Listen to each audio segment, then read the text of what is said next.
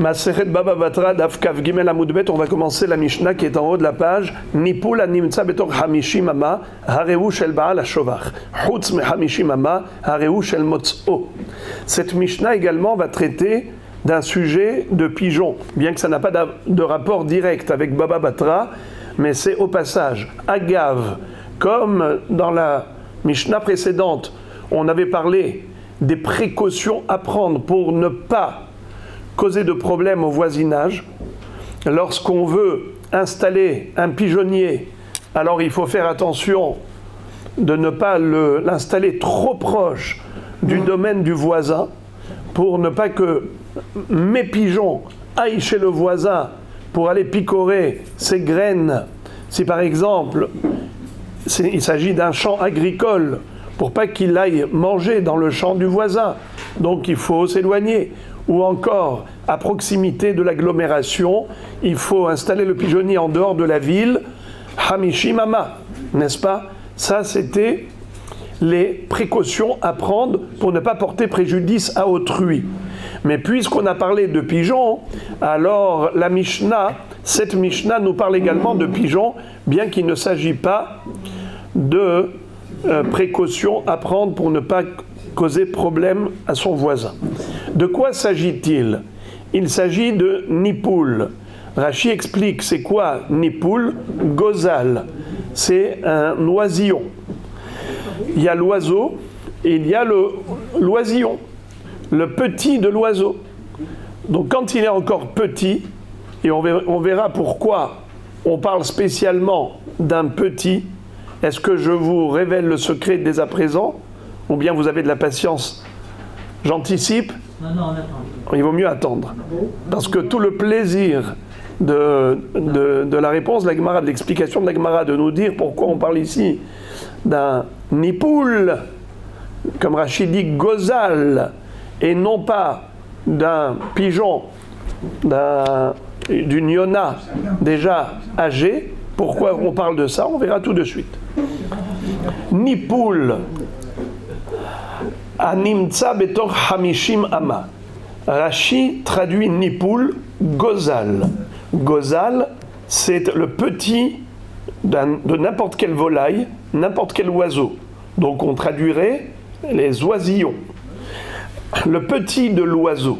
Et on verra dans la Gemara pourquoi est-ce que la Mishnah a parlé spécialement d'un Nipul, d'un Gozal, d'un oisillon, et non pas d'un oiseau tout court, puisqu'on va parler de pigeonnier. Alors on aurait dû parler des pigeons, Yona ou Torim. Pourquoi est-ce qu'on parle ici de Nipul? Entre parenthèses, poussin. Pourquoi je n'ai pas traduit par poussin? Parce que poussin, c'est uniquement le petit de la poule. Or ici, on parle le petit des colombes, des pigeons. Nipul animtza betor hamishim amma. Si on a trouvé un petit oiseau dans les 50 coudées du pigeonnier, hareu shel baal hashovach. Celui qui a trouvé ce petit pigeon, il doit aller le rendre au propriétaire du pigeonnier. Pourquoi? Étant donné qu'il a trouvé dans un rayon de 50 coudées, probablement ce petit oisillon est tombé et est descendu de ce pigeonnier. Chutz me hamishim ama hareu shel motz'o. Mais s'il a trouvé à l'extérieur d'un rayon de 50 coudées à partir du pigeonnier, il peut le prendre pour lui-même. Car on considère qu'il n'est pas venu de ce pigeonnier, il est venu d'ailleurs. Et comme il est venu d'ailleurs et qu'il n'y a aucun signe distinctif pour pouvoir le rendre à son propriétaire, alors on considère qu'il est abandonné. Celui qui trouve un objet abandonné, il peut le prendre pour lui-même. Hareu shel motz'o. Que veut dire motz'o? Celui qui l'a trouvé. Nimtza ben shene shovachot. Karov lazé shelo, karov lazé shelo. C'est-à-dire, Si on a trouvé maintenant un oiseau entre les deux pigeonniers, alors à qui il appartient? Il faut voir. Est-ce qu'il est plus proche du pigeonnier de Réhouven? Alors il est à Réhouven. S'il est plus proche du pigeonnier de Shimon, alors il est à Shimon. Il faut lui restituer. Tout objet perdu, il faut le rendre à son propriétaire. Moraï Rabotaï, où se situe, où est-ce qu'il a trouvé ce petit oisillon? Il a trouvé, tu as dit, entre les deux pigeonniers. Mais est-ce que c'était dans un rayon de 50 coudées ou à l'extérieur d'un rayon de 50 coudées? Hein? Dans un rayon de 50. C'est-à-dire 50 coudées par rapport à l'un ou par rapport à l'autre. 50 par rapport à l'un et par rapport à l'autre? Et pourquoi vous dites ça? Pourquoi vous dites que c'est à l'intérieur des 50 coudées des deux pigeonniers? Tu dois parvenir à l'un ou à l'autre par rapport au plus proche des deux. C'est obligatoire. Oui, mais pourquoi vous ne direz pas que cette loi est applicable même dans la mesure où le petit oisillon était en dehors des 50 coudées? Si par exemple j'avais 60 coudées par rapport au pigeonnier de Réhouven, 70 coudées par rapport à celui de Shimon, eh bien je dirais que je donne à Réhouven. La loi initiale, c'est celle de dire qu'en dehors de 50 coudées, il appartient à tout le monde. Il appartient? Bravo. Très très bien. Évidemment que vous avez raison.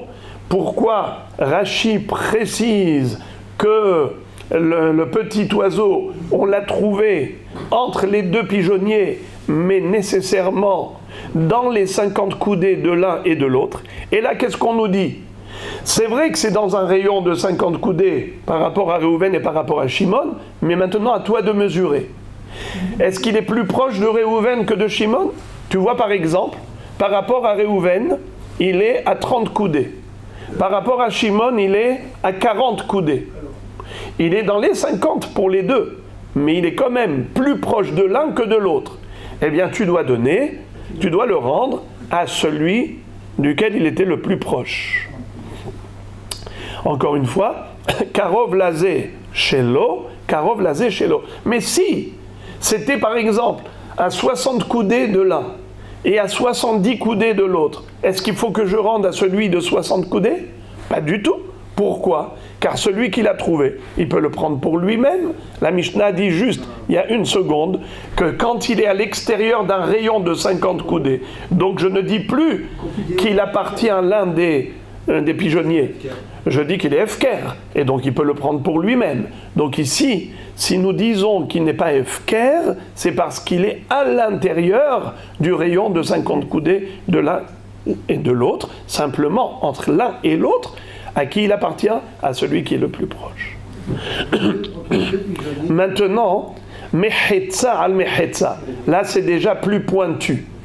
Imaginons que le pigeon, on l'a trouvé exactement, on va dire par exemple, entre le pigeonnier de Réhouven et le pigeonnier de Shimon, il y avait 80 coudées entre les deux pigeonniers, de Réhouven et de Shimon. Et on a trouvé le pigeon pile poil à 40 coudées.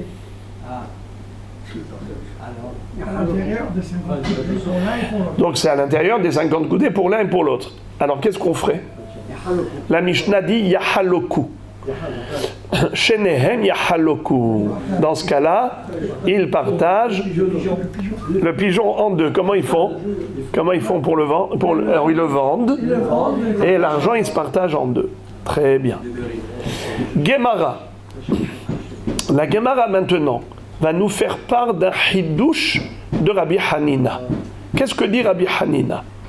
Amar Rabbi Hanina, Rov vekarov holchim ahar harov ve'afal gav deruba deoraita vekurva deoraita afilu achi ruba adif. Petite introduction par rapport à ce que la Gemara nous enseigne. Il existe deux concepts, deux notions. La notion du rov, on l'apprend du pasuk Ahare Rabim Lehatot. Lorsqu'on a un safek, on a un doute, la Torah nous dit qu'il faut suivre la majorité. Le rov, Olchim Ahar Harov, la majorité. Mais il existe également une autre notion. C'est la notion de karov. Pas de rov, la majorité, mais karov, la proximité. Imaginons par exemple, et plutôt on va prendre le cas type de la Torah. La Torah elle-même nous dit qu'il faut suivre la proximité. C'est ça qui pourrait nous aider à clarifier un doute. Quand on a un safek, on devrait suivre laquelle logique de la proximité. Tu as un doute d'où ça provient? Eh bien, probablement, ça arrive de l'endroit le plus proche. Exemple type de la Torah. Si on a trouvé malheureusement la dépouille d'un homme qui a été assassiné en Israël, et on ne sait pas qui est l'assassin criminel. La Torah nous enseigne dans Parashat Shoftim toute une procédure. C'est que les Ekenim, d'abord, le Sanhédrin doit prendre la mesure et voir quelle est la ville la plus proche du cadavre. Une fois qu'on va prendre les mesures, on a le cadavre à proximité des villes, et tu ne sais pas d'où est sorti cet homme, et plutôt d'où est venu l'assassin. Cet homme est sorti d'une ville, et il y a eu un assassin qui est sorti d'une ville, de la même ville. Mais de quelle ville est sorti l'assassin et l'assassiné? On ne sait pas. Qu'est-ce qu'on fait? La Torah dit, le Sanhédrin va aller mesurer la distance entre le cadavre et les villes voisines. Et après, les Ekenim de la ville la plus proche doivent apporter une jeune génisse qu'on appelle Aigla Arufa, El Nahal Etan, dans un endroit, un champ qui n'a jamais été travaillé, une terre vierge. Et vous vous rappelez ce que disait Rashi, pourquoi? C'est pour dire que de la même façon que cette terre n'a pas produit de fruits, ainsi cet homme, le pauvre, on ne l'a pas laissé vivre et produire dans sa vie de bons fruits, c'est-à-dire faire des mitzvot, amener des enfants. Le pauvre, on lui a rompu le fil de la vie. C'est comme ça qu'on va rompre la nuque aussi de la jeune génisse qui, elle aussi, n'a pas donné naissance à des petits. Donc, ces Ekenim vont ensuite se laver les mains, littéralement, et ils vont dire et proclamer en disant « Yadenu lo shaferu et adam hazeh, ve'enenu lo ra'u, kaper le'amecha Israël asher padita, ve'lo titen dam naki le'amecha Israël ». Qu'est-ce que ça veut dire? Ils doivent déclarer qu'ils ne sont pas coupables, ils ne sont pas responsables de cet assassinat. Comme quoi on n'a pas vu cet homme passer dans notre ville et on ne l'a pas laissé à la merci de toutes sortes de dangers. Si on voit un étranger, on l'a certainement invité à manger, on lui a donné le nécessaire. On n'est pas coupable. On n'a pas vu cet homme. Ainenu lo ra'u. Nos mains n'ont pas versé ce sang. Bon. Maintenant, nous voyons que la Torah dit que tout ce procédé doit être réalisé par qui? Par les Ekenim de la ville la plus proche. Pourquoi la ville la plus proche? Quel rapport avec la ville la plus proche? C'est que nous essayons de réfléchir. Mais qui est l'assassin? D'où il vient? De quelle ville? Probablement de la ville la plus proche. Nachon? Donc nous voyons qu'il existe une probabilité basée sur la proximité. Mais également, il y a une notion de probabilité basée sur la majorité. Donc la notion de majorité et la notion de proximité, Rov et Karov, sont des notions toraïques. Mais maintenant la question se pose, qu'en est-il lorsque la majorité et la proximité sont contradictoires? Si je suis la majorité, j'obtiens un résultat A. Si je suis la proximité, j'obtiens un résultat B. Est-ce qu'on va d'après la majorité ou la proximité? Alors c'est exactement le hidouche de Rabbi Hanina. Rabbi Hanina va dire qu'entre le Rov et le Karov sont contradictoires, eh bien qu'est-ce qu'il faut suivre? La majorité, le Rov, et non pas le Karov. Pourquoi? Alors les Mefarshim, certains disent c'était une Kabbalah. C'est ce qu'il avait eu comme Kabbalah, c'est-à-dire un enseignement. C'est une tradition. Donc on n'a pas d'explication du pourquoi. Mais certains veulent dire que, en fait, c'est une question de logique. C'est-à-dire que le Rov nous donne plus. La logique veut que la majorité a plus de chances. Et donc c'est une question de logique, ce qu'il a dit Rabbi Hanina. Alors est-ce que c'est logique ou bien est-ce que c'est une tradition de Pirushim dans les Mefarshim? Ok. Mais maintenant, la Gemara va analyser cet enseignement de Rabbi Hanina, qui est un Emora, en disant, comment tu peux dire une chose pareille? Mais d'abord, on va relire.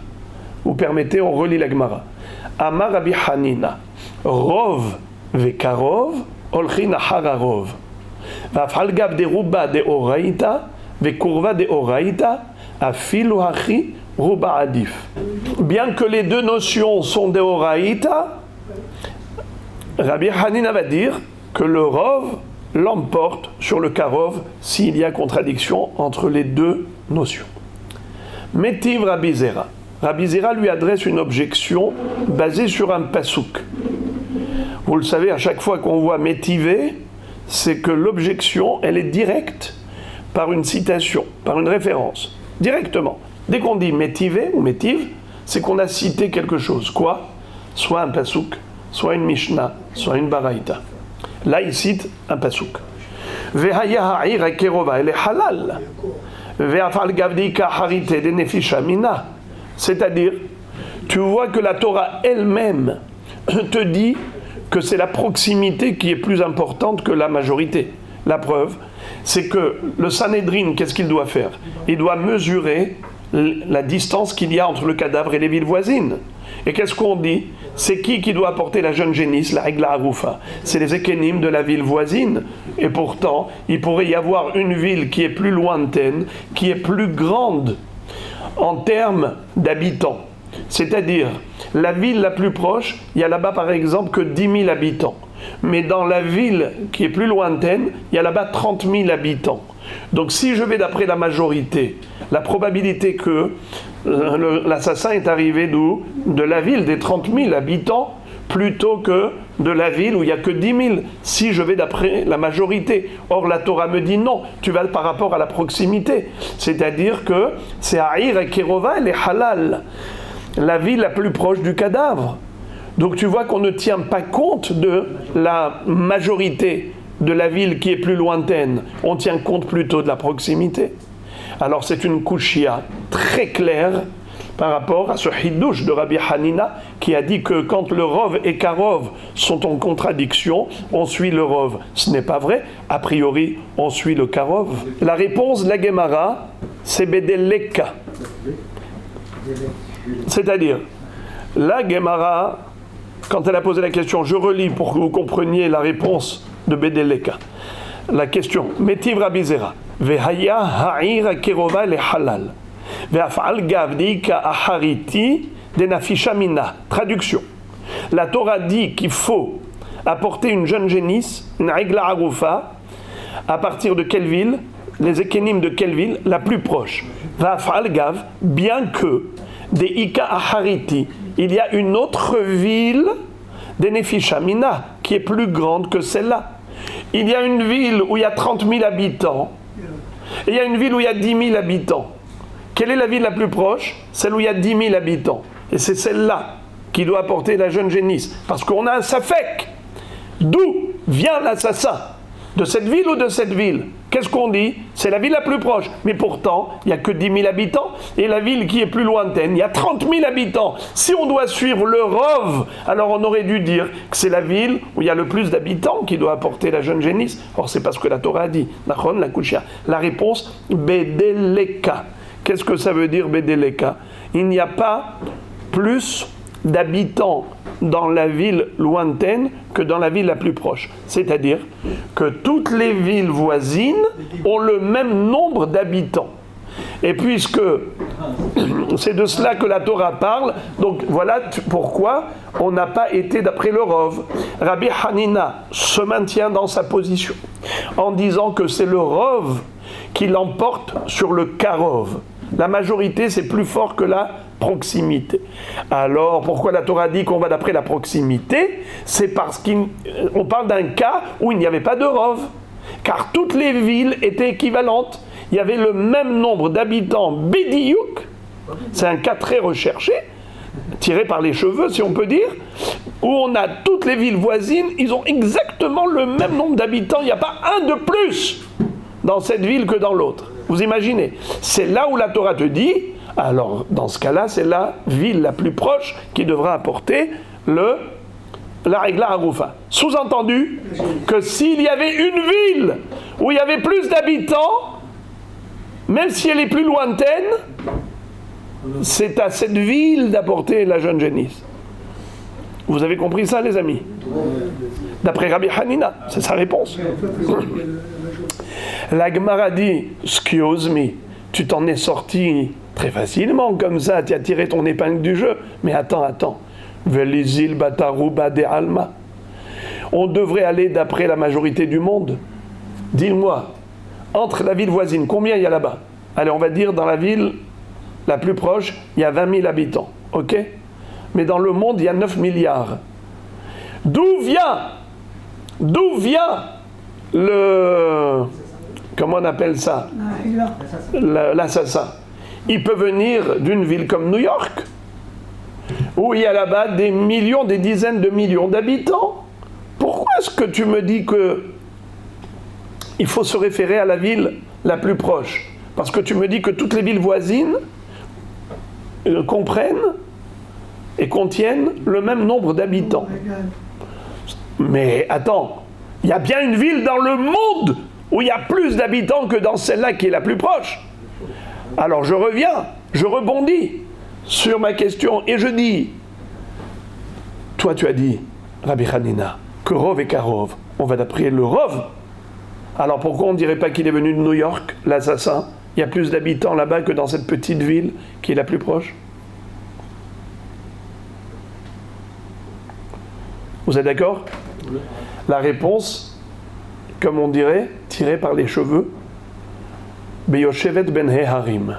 La Torah parle non seulement de villes voisines qui sont avec un nombre d'habitants équivalent, mais en plus, Yoshevet ben Harim. Toutes ces villes étaient entourées de montagnes. Sous-entendu qu'il y a une très faible probabilité que l'assassin vienne et provienne d'une ville étrangère. Le seul safek que nous avons, c'est par rapport aux villes voisines du cadavre. Car toutes ces villes-là, qui sont frappées du doute, à savoir d'où est venu l'assassin, elles sont toutes à l'intérieur d'une cuve. Vous avez déjà été en montagne pour des vacances? Vous voyez, il y a des endroits qui sont comme une cuve, comme Aix-les-Bains par exemple. Vous voyez, là-bas, vous descendez de la montagne.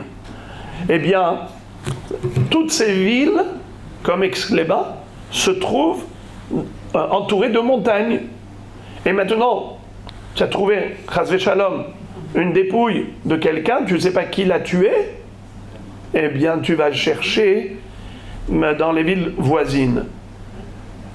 Comment tu fais? Eh bien, tu mesures la distance entre le cadavre et toutes les villes. Et la ville la plus proche, c'est de là-bas les Ékénim devront apporter la Régla Haroufa. Oui, mais peut-être que c'est une ville où il y a plus d'habitants.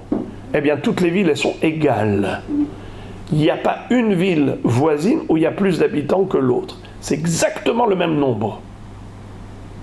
Oui, mais peut-être que ça vient de New York, mais la probabilité qu'un assassin soit venu de New York jusqu'ici, elle est très très faible. Pourquoi ?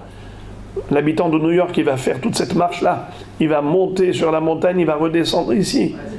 C'est compliqué. C'est la raison pour laquelle nous considérons que tout cet endroit, cette région qui est coupée du monde, qui est isolée par les montagnes tout autour, c'est ce qui fait que l'assassin, probablement, il provient de l'une de ces villes entourées de montagnes. Et maintenant, laquelle ville? C'est la plus proche. Mais pourquoi je ne dirais pas que c'est la ville la plus lointaine, mais où il y a le plus d'habitants? Parce qu'elles ont toutes exactement le même nombre d'habitants. Il n'y a pas une qui a le rov. Il n'y a aucune qui a le rov. S'il n'y a aucune qui a le rov, c'est là que le karov intervient. Mais si Béhémet, il y avait une ville où il y avait le rov, où il y avait plus d'habitants, selon Rabbi Hanina, on aurait dû dire que c'est cette ville qui apporterait la Hagla Harufa et pas le karov.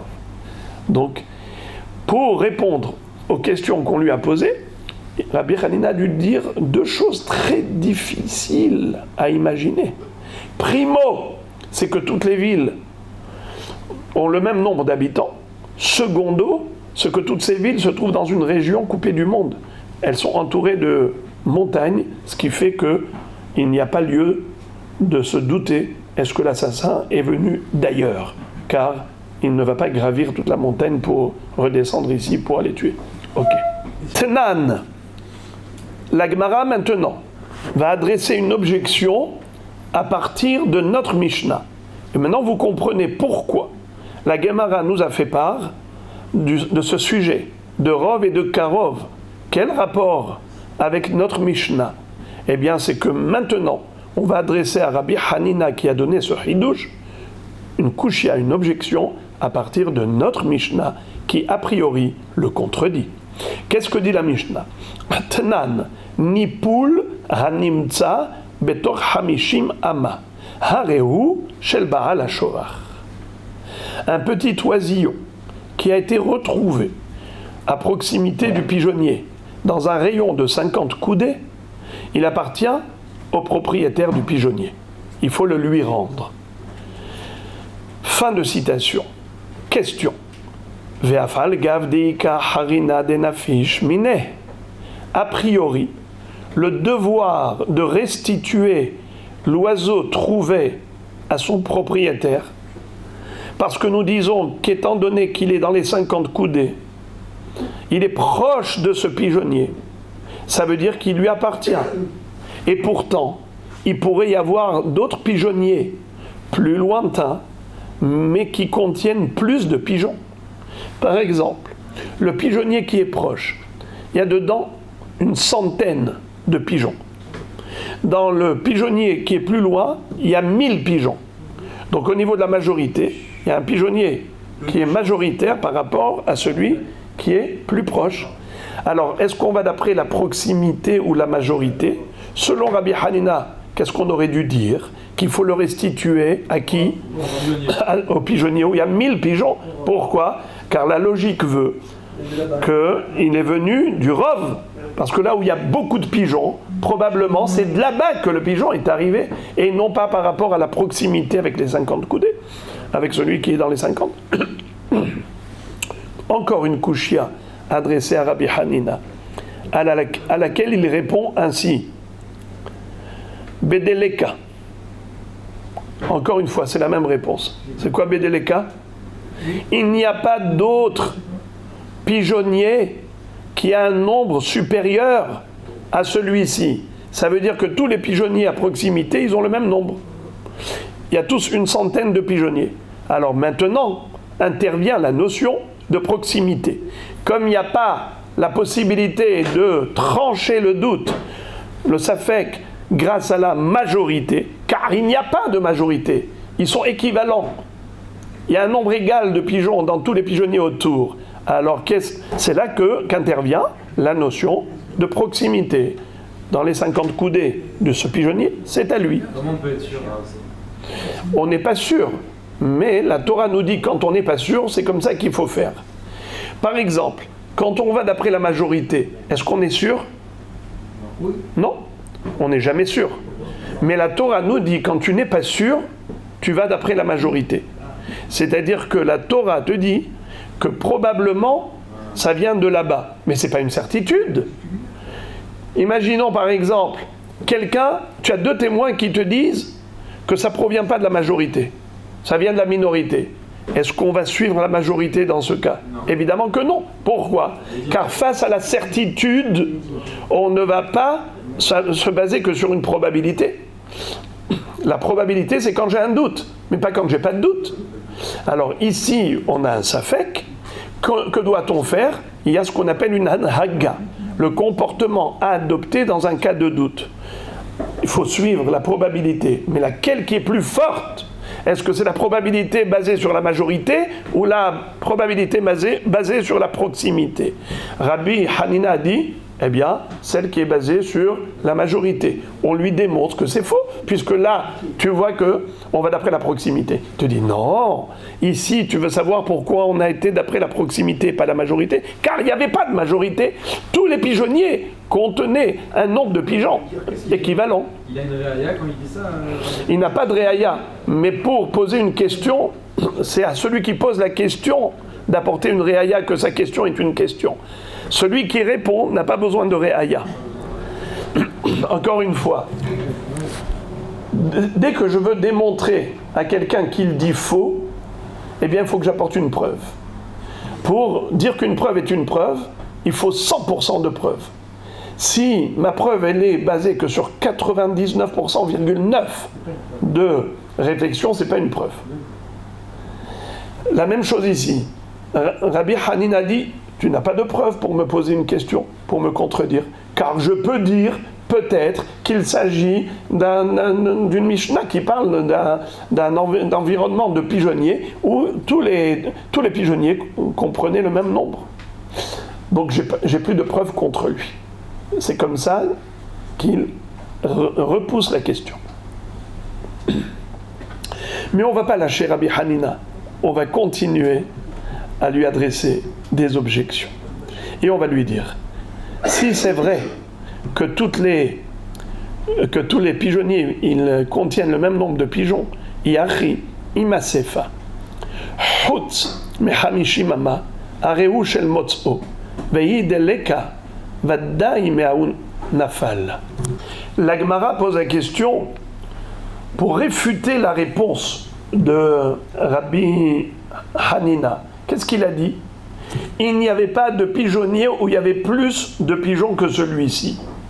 Alors, dans ce cas-là, je ne comprends pas. Comment se fait-il que lorsque le pigeon était en dehors de 50 coudées de tous les pigeonniers, alors on a dit Hareu Shel Motzo. Il est considéré abandonné et il appartient à qui? À celui qui l'a trouvé. Je ne comprends pas. Mais il est plus proche de ce pigeonnier.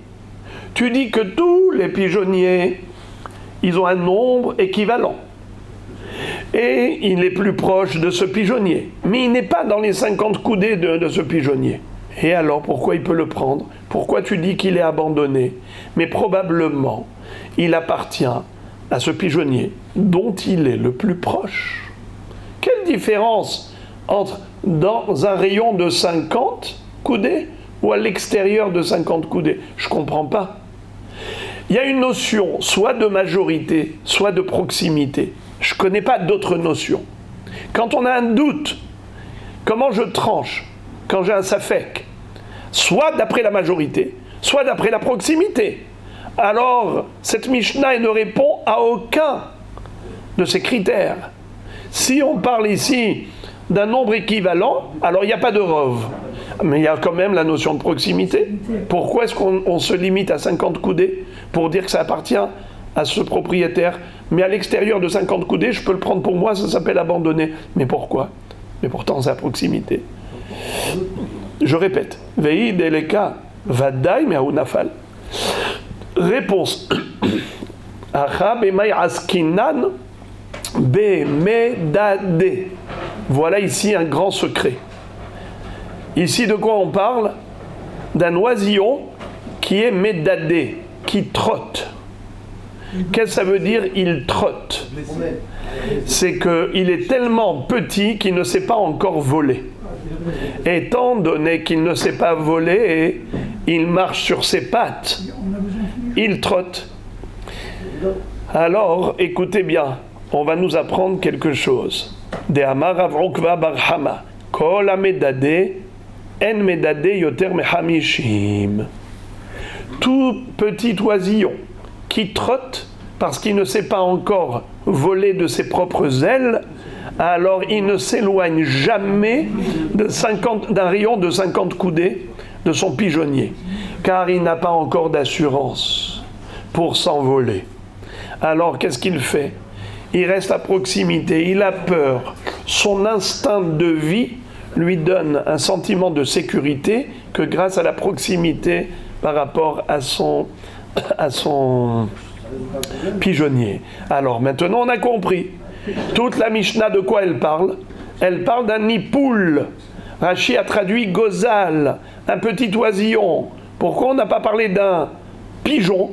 Pourquoi on a parlé d'un petit oisillon? C'est parce que il ne vole pas, bravo. C'est là où on a la notion de 50 coudées. Parce qu'un grand pigeon, il peut voler très loin. On a déjà vu ça hier. Nahon Sheger Ayona. Alors qu'ici, tu me dis 50 coudées. Pourquoi il va s'arrêter? Pourquoi il y a un stop avec un policier à côté qui lui dit ne brûle pas le feu rouge? C'est quoi cette histoire de 50 coudées? D'où c'est sorti ça? Les 50 coudées, c'est uniquement pour le oisillon? Bravo. 50 coudées, c'est que pour le nipoul. Étant donné qu'il est médadé, et il n'a pas l'assurance de s'envoler, puisqu'il ne peut pas s'envoler avec ses propres ailes, voilà pourquoi. Là, on va d'après les 50 coudées. S'il est en dehors des 50 coudées, c'est sûr qu'il ne vient pas de ce pigeonnier. Alors à qui il est? À celui qui l'a trouvé. Il est abandonné. Ba'ir Abirmiya. Raglo ahat betor hamishim ama, veraglo ahat chutz me hamishim ama, mahu. Rabbi Irmia demande. Il a dit, tu m'as dit que le petit oisillon, il ne dépasse pas les 50 coudées par rapport à son pigeonnier. Nahon, c'est pour cela que si je l'ai trouvé à l'extérieur, je peux le prendre. Mais si c'est à l'intérieur d'un rayon de 50, il faut le rendre. Nahon, quel serait le din si le petit oisillon a un pied dedans, un pied dehors? Est-ce qu'on peut le prendre ou bien est-ce qu'on doit le rendre? Dans quel sens? Rendre ou prendre? Dans quel sens? Dans le sens de la sortie, dans le sens... Alors ils ont dit à Rabbi Irmia, eh bien c'est toi qu'on va faire sortir dehors. Tu nous as pris la tête avec tes questions toujours aussi pointues. Mais j'ai vu des méfarchim qui disent que c'est pas pour cette raison qu'ils l'ont fait sortir. Ils l'ont fait sortir parce que ils donnent l'impression que les hachamim se trompent dans les mesures qu'ils donnent. Vu que hachamim ont dit que le petit oisillon, il ne sortira pas d'un rayon de 50 coudées, quand tu dis qu'il a un pied dehors, ça veut dire que c'est capable qu'il sorte. Même un tout petit peu. Déjà, tu donnes l'impression aux gens que hachamim se sont trompés. Hachamim t'ont dit qu'il ne peut pas sortir. Eh bien, il ne peut pas sortir.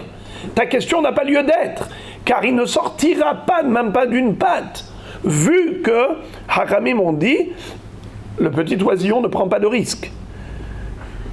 Sa sensation de sécurité, elle n'est qu'à l'intérieur de 50 coudées. Donc il ne mettra pas une patte dehors. Donc cette question n'a pas lieu d'être. Et si tu la poses, c'est comme si tu remettais en cause ce que hachamim ont statué. Voilà pourquoi ils l'ont fait sortir du Beth Midrash. Quand est-ce qu'ils l'ont réintégré dans le Beth Midrash? C'est quand ils avaient des questions à laquelle ils n'avaient pas de réponse et que lui a répondu. Il a dit bon, alors viens nous éclairer. On va poser la dernière question, une dernière réponse et on va s'arrêter là. Tashma, nouvelle question, en citant notre Mishnah.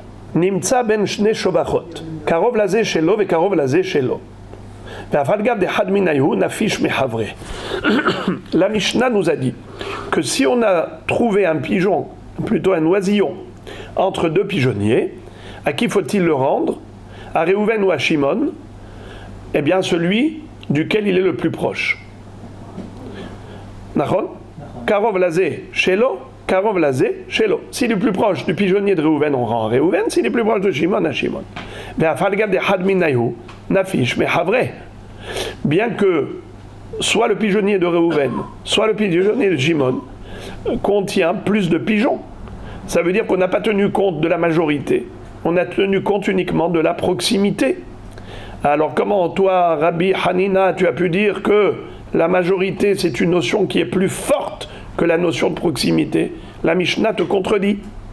La Gemara répond de manière prévisible, Rabbi Mayaskinan, Sheshnehem Shavin. La Mishnah de quoi elle parle? Que Réhouven et Shimon, chacun a exactement le même nombre de pigeons dans son pigeonnier. C'est pour cela qu'il n'y a pas de notion de majorité qui peut intervenir. Il n'y a que la proximité qui compte. La Gemara demande Veli zil bataruba de alma. J'ai pas compris. Ok, tu me dis que pourquoi la notion de majorité n'intervient pas ici? C'est parce que André Réhouven et Shimon, il n'y en a pas un qui a plus que l'autre. Alors il n'y a que un plus proche que l'autre, mais pas plus nombreux que l'autre. Pourtant, il existe des pigeonniers dans le monde. Pourquoi tu ne tiens pas compte des pigeonniers qui sont dans le monde? Et alors, quel est le sens de la question? Rashi explique que la Gemara, quand elle pose cette question, elle dit, mais peut-être qu'il y a des oiseaux, cet oiseau il est venu du monde. Qu'est-ce que ça veut dire il est venu du monde? Peut-être qu'il est venu ni de chez Réhouven, ni de chez Shimon. Peut-être que cet oiseau, il vient d'ailleurs. Il vient d'ailleurs. Et s'il vient d'ailleurs, alors, les Veshel Motso, Nachon, des Kasal Kadata, des Nimtza Ben Shte Shovachot, Achos le Hamishimama Namikae, des Nafikle Mitorat Medade.